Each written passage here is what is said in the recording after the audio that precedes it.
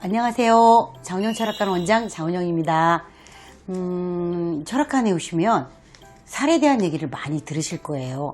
예를 들어서 역맛살이 있다, 원진살이 있다, 아니면 뭐 두화살이 꼈네, 이런 얘기들을 쭉 이제 듣고 가시는데, 뭐 상담하시는 선생님도 살에 대한 얘기를 하면 굉장히 좀 표정이 좀 어두워지거나 뭐 이렇게 좀 이런 표정을 짓고 하니까 상담을 받고 가셔가지고 오히려 더 이거 제대로 받은 건가? 괜히 받았나? 내가 이 살 때문에 인생이 좀 뭐 꼬이는 건가? 뭐 잘못되는 건가? 그래서 오히려 걱정을 더 많이 하게 될 수도 있어요.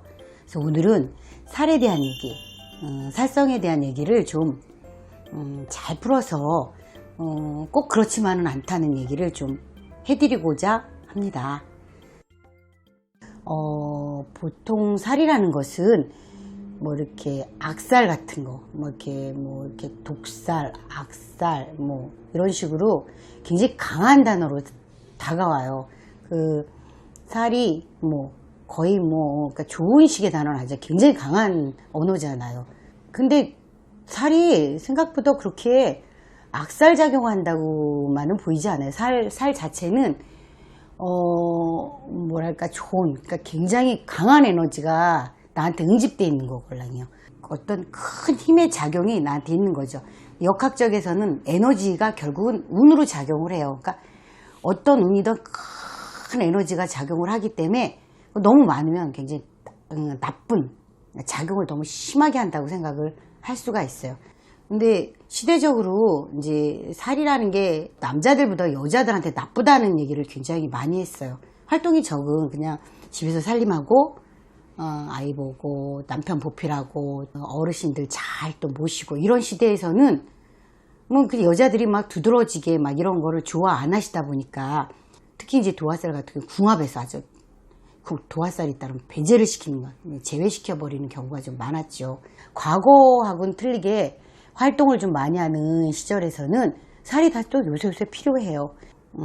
직업이 이제 좀 다양해지면 그런 살들이 또 내가 정말 가져야 될 살들이 분명히 있죠. 현대적으로 지금 이런 살이 굳이 나한테 있어서 그렇게 나쁜가? 정말 나쁜 것인가? 더 괜히 걱정으로 남을 수 있는 거, 오히려 더 좋은 쪽으로 발전할 수 있는 걸 갖다가 오인을 받을 수 있는 살에 대해서 제가 또 설명을 드리려고 해요. 살의 종류에는 뭐 나쁜 살, 좋은 살도 있어요. 왜 나쁜 살만 있겠어요? 뭐 도화살, 뭐 도화살은 궁합에서 가장 많이 썼었고요. 그리고 원진살, 또 우리가 알고 있는 백호대살. 백호대살 같은 경우는 말 그대로 이제 호랑이한테 물려가는 살이에요. 근데 요새 호랑이한테 뭐 물려가겠어요? 어디? 그건 아니고, 그거는 길거리에서 좀 이렇게 상해를 당한다든가, 누구한테 무슨 진짜 몸으로 해를 입힌다든가, 해를 당한다든가, 또 이제 자동차 사고로 크게, 정말 커서 몸을 그냥 한꺼번에 확 가게 한다든가, 이런 거를 백호대살이에요. 백호대살은 비교적으로 굉장히 어떤 일을 갖다 급작하게 당하는 거라고 생각을 하시는 그런 살이에요. 그럼에도 불구하고 직업적인 요인에서는 또 백호대살을 요즘에 또 잘 활용해서 쓸 수가 있어요. 여자분한테도. 그리고 이제 이런 살들이 있고 또 정말 좋게 작용하는 그런 살들도 있어요. 보통 또 반환살이라고 하는 건 있는데, 그런 살은 명예나 아니면 사람이 어떤 관운이 있을 때 꼭 필요한 살이에요. 하다못해 뭐 예를 들어서 이제 뭐 사법고시나 외무고시니 행시 같은 시험을 보고 어떤 나라의 큰 국가적인 시험을 볼 때 이런 살이 있으면 반드시 굉장히 좋은 성적으로 해서 합격을 할 수 있는 살이에요. 그래서 그런 살은 또 귀인이라고 표현을 했기도 해요. 그런 살 중에 또 하나는 또 문창살이라는 게 있어요. 문창살은 공부하는데 굉장히 영특한, 정말 공부를 잘할 수 있는 그런 살이에요. 기자분이나 작가분, 뭐 소설가, 글하고 연관되신 뭐 교수분들, 그런 분들한테는 굉장히 쓰임새가 좋은 살이에요. 그래서 그런 살을 귀인이라고도 해요. 귀인은 뭐 사실 조상이 도와줬다 막 이런 얘기를 하는데, 아까도 말씀드렸다시피 철학관에서는 뭐 이렇게 조상이 도와줬다 이런 얘기는 많이 쓰지는 않아요. 왜냐하면 그 자체가 나한테 있는 에너지예요. 사주 자체에서 녹아서 있는 어떤 DNA라고 볼 수 있죠. 근데 무속인 계통에서는 그거를 조상이 도와주는 어떤 귀인이 들어서 도와준다 이렇게 또 풀이로 해석을 해요.